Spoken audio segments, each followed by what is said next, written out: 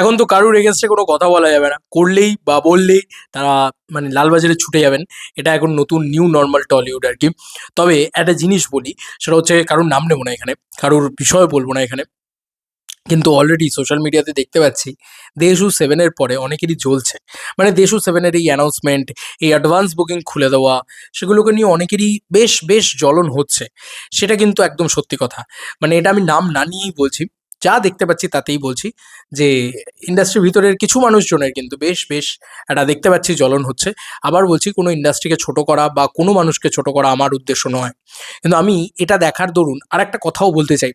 Once upon এ time এই দি lady superstar যাকে শুভশ্রী গাঙ্গুলি, এত বড় জায়গা, এত বড় কিছু, এত কিছু করি আমরা, এত কিছু ভাবি আমরা, সেই শুভশ্রী গাঙ্গুলিকে ওয়ান্স আপন এ টাইম ব্যান্ড করে দেওয়া হয়েছিল। দেবদা নিজেই বলেছেন সেই কথা। বন্ধুরা, এই জিনিসটা একটা বড় বিষয় যে এত বড় করে এত বড় করে ব্যান্ড করে দেওয়া হয়েছিল। শুধু ব্যান্ড নয়, বড় করে ব্যান্ড করে দেওয়া হয়েছিল। জাস্ট শোনো। তোমাকে তো এখনো ব্যান্ড করা হচ্ছে। তখন কোন ছবিতে ব্যান্ড করা হয়েছিল না? আমাকে, আমাদের দুজনকে। আরে তোমাকে তো এখনো ব্যান করা হচ্ছে। আচ্ছা, এইটুকু শোনানোর পরে আমি একটাই কথা বলবো, তোমাকে একটা কোন ছবিতে ব্যান্ড করে দেওয়া হয়েছিল না? তো আমাকে, আমাদের দুজনকে ওয়ান্স আপন এ টাইম অত সাকসেসফুল একটা জুটিকে ব্যান্ড করে দেওয়া হয়েছিল।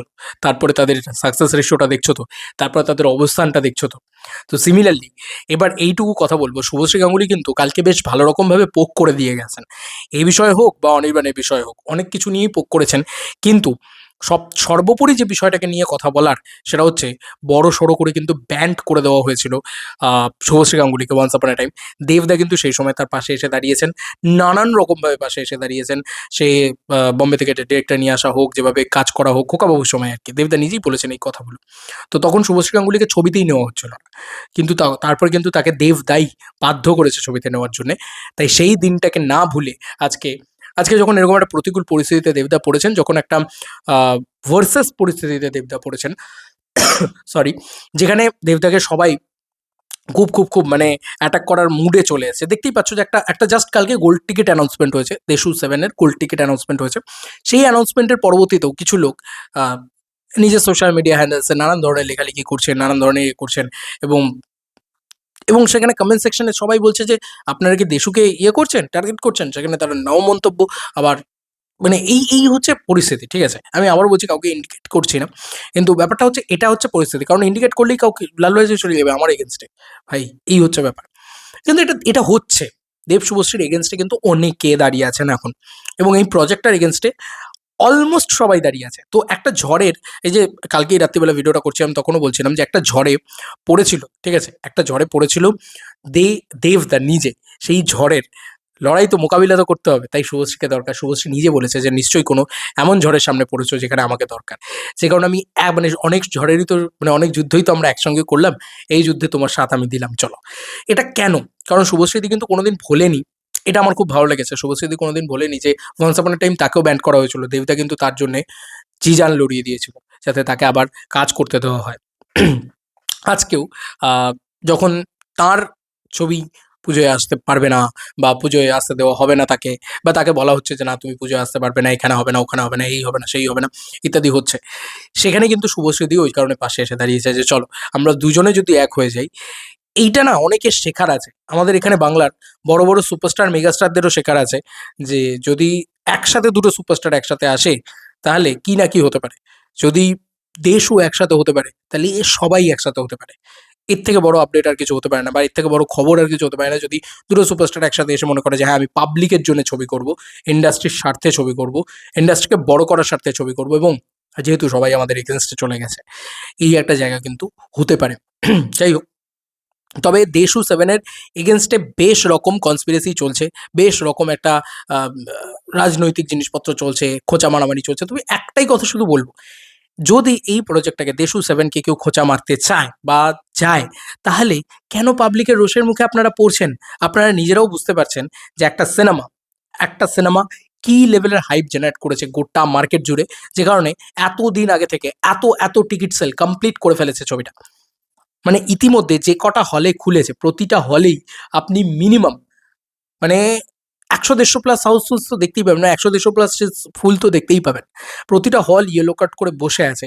এরকম একটা পরিস্থিতিতে দাঁড়িয়ে কেন নিজেদের দিকে বাসটা নিচ্ছেন? ভালো বলুন না ছবিটাকে। বিশ্বাস করুন আপনার ছবিটা বেশি চলবে। এখনো ১০ মাস সময় আছে। প্রতিটা বাংলা ছবিকে ভালো চলতে হবে। এই আ মানে কি বলবো? ওই মনোভাবটা নিন না। বা আপনার ছবিটা যখন আসবে দুর্গাপুজোয় না এসে যদি অন্য কোনো টাইমেও আসে, মানে যার যে ছবিটাই আসুক না কেন, যদি তার ছবি এই দুর্গাপুজোর ক্ল্যাশে নাও থাকে, তারাও হয়তো অনেকে মন্তব্য করছেন, অনেক রকম ক্ল্যাশ ইত্যাদি করছেন বা বক্তব্য রাখছেন। কিন্তু আমার বক্তব্য হচ্ছে যদি এটা আপনি করেন যে এই ছবিটাকে সাপোর্ট করে দিলাম চলো, এই ছবিটার এরকম হাইপ আছে দেখে, এটাকে যদি সাপোর্ট করে দেন আপনি, পাবলিকের সাপোর্টটা আপনি পেয়ে যাবেন। কালকে আপনার যখন ছবি আসবে সে গরমকালে আসুক, শীতকালে আসুক বা পুজোর সময় আসুক, যে সময়ই আসুক, আপনার ছবিটা দুর্দান্ত ব্যবসা করবে বিশ্বাস করুন। যাই হোক, আরো একটা জিনিস মূলত বলার, দেবদাকে নাকি ব্যান্ড করা হচ্ছে। এটা কিন্তু শুভশ্রীদি বলল। দেবদা কিন্তু হাসলো সেই কথায়। তো বুঝতেই পারছো যে এটা কিন্তু মানে মানে দেবদা হয়তো হাসি মজা করে উড়িয়ে দিয়েছে ব্যাপারটাকে। তো শুভশ্রীদি যেটা বলে দিয়ে গেছে, কেউ চাঁচাছোলা কথা বলে দিয়ে যায় কিন্তু শুভশ্রীদি। যেখানেই বলে ও মানে ট্যারা কথা বলে দিয়ে চলে যাওয়ার মতন ব্যাপার আরকি। তো এটা কিন্তু অনেক বড় পয়েন্ট একটা। হয়তো আমরা এই যে বললাম এবারে আমরা কন্ট্রোভার্সি নিয়ে আগের বছর যতটা ভালো করে মুখ খুলতে পেরেছি, যতটা আনন্দ করে কথা বলতে পেরেছি সেটা করতে পারবো না। কারণ আমাদের ভয়েসেও এখন ক্যাপ লাগিয়ে দেওয়া হয়েছে। আমাদেরকে কথা বললেও এখন লালবাজারে যেতে হবে। এরকম একটা ঘটনার সম্মুখ সমরে দাঁড় করিয়ে দেওয়া হয়েছে। তো তাই জন্য নাম না নিয়ে আমি এই কথাটাই বলবো যে পরিস্থিতি যেদিকে এগোচ্ছে তাতে দেবদাকে ব্যান্ড লাগিয়ে দেওয়া হচ্ছে। কে বা কারা করছেন জানি না। বাট জানলেও বলতে পারবো না।